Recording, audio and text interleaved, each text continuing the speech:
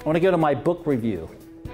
And this is on today, The Wisdom of Alexander the Great by Lance Kurke, Ph.D. This book is an easy but fascinating read as the author looks at some of the great exploits of Alexander the Great, and he draws leadership lessons from them.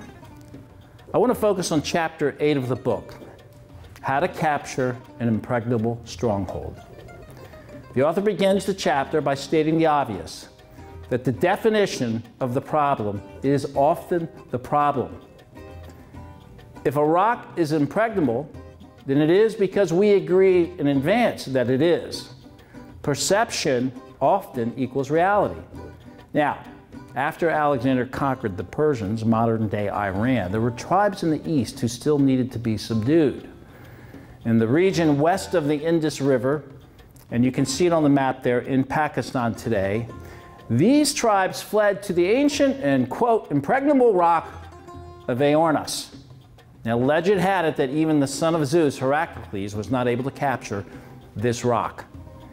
Alexander had to convince his army that the rock was not impregnable, that it could be conquered, though it never had been. How did he do it? He did what others thought was impossible. He had his men execute a flanking movement to the scale of the sheer walls on one side of the rock, the impregnable part of the rock. That part of the rock was not defended. And again, it was believed that no one could scale it. But Alexander the Great, quote, reframed any and all unsolvable problems. He makes the point that the leaders often lack vision because they cannot conceive of some outcomes. Alexander said, I'm going to surmount that wall and defeat the enemy. And that's what he did. It took him 3 days to do it, but he did it. Now again, legend had it that not even the greatest warriors had been able to scale the rock. But again, he did it.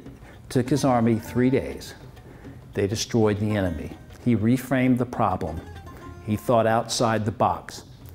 And we have to think about, as business people and as family men and as employers and employees, do we think outside the box?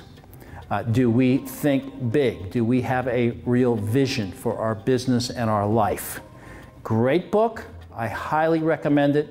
And by the way, when Alexander achieved the victory, he scaled that wall with his army, destroyed the enemy, and he erected altars to Athena Nike and Athena of Victory.